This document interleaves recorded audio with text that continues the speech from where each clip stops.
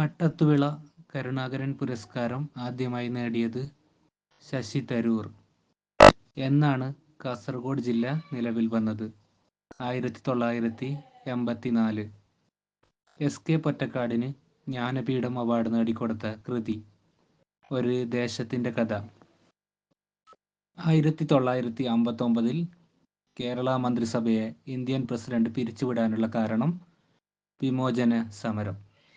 ക്ഷേത്രപ്രവേശന വിളംബരം നടത്തപ്പെട്ട വർഷം 1936. കേരളത്തിൽ ഏറ്റവും കൂടുതൽ ഇരുമ്പ് അയിര് നിക്ഷേപമുള്ള ജില്ല കോഴിക്കോട്. താഴെ പറയുന്നവയിൽ ഇന്ത്യയുടെ ആദ്യത്തെ ന്യൂക്ലിയർ അന്തർവാഹിനി ഏത്? INS വിഭൂതി. 1936 നടന്ന പട്ടിണി സമരത്തിന് നേതൃത്വം കൊടുത്തത് AK ഗോപാലൻ. കേരള ചരിത്രത്തിലെ പ്രസിദ്ധമായ യാചനയാത്രക്ക് നേതൃത്വം കൊടുത്തത് BT ഭട്ടതിരിപ്പാട്. ഗാന്ധിജി 5 തവണ കേരളത്തിൽ വന്നിട്ടുണ്ട്. ഇതിൽ ഏറ്റവും അവസാനം വന്നത് 1936 നവംബർ 12. ഏഴര പൊന്നാന ഏത് ക്ഷേത്രവുമായി ബന്ധപ്പെട്ടിരിക്കുന്നു? ഏറ്റുമാനൂർ. ആരാണ് കൊച്ചി കപ്പൽ നിർമ്മാണശാലയ്ക്ക് ശിലാസ്ഥാപനം നിർവഹിച്ചത്? ഇന്ദിരാഗാന്ധി.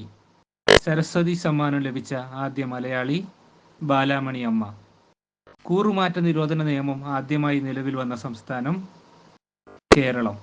അയൽക്കൂട്ടം പരിപാടി നടപ്പിലാക്കിയ ആദ്യ പഞ്ചായത്ത് കല്യാശ്ശേരി. കേരളത്തിൽ കുടിയേറ്റക്കാരുടെ ജില്ല എന്ന് അറിയപ്പെടുന്നത് ഇടുക്കി. ഇന്ത്യയിലെ ആദ്യത്തെ ഈ മന്ത്രിസഭാ യോഗം നടന്ന സംസ്ഥാനം ആന്ധ്രാപ്രദേശ്. കേരളത്തിൽ 18 കവികൾ പ്രശസ്തരാണല്ലോ. ഇതിൽ അരക്കവി എന്ന് അറിയപ്പെടുന്നത് ആര്? പൂനം നമ്പൂതിരി. കേരളത്തിൽ വനിതാ കമ്മീഷൻ പ്രവർത്തനം തുടങ്ങിയത് 1996. മനുഷ്യാവകാശ കമ്മീഷൻ പ്രവർത്തനം തുടങ്ങിയത് 1999. കേരളത്തിൽ ഏറ്റവും വടക്കുള്ള നദി ഏതാണ്? ചന്ദ്രഗിരിപ്പുഴ. ജില്ലാ സാക്ഷരതാ സമിതിയുടെ അധ്യക്ഷൻ ആരാണ്? ജില്ലാ പഞ്ചായത്ത് പ്രസിഡന്റ്. രാജ്യസഭയുടെ ചെയർമാൻ ആയിരുന്ന ഏക മലയാളി ആരാണ്? KR നാരായണൻ. കേരളത്തിൽ ജന്മിത്വം അവസാനിപ്പിച്ച വർഷം 1970.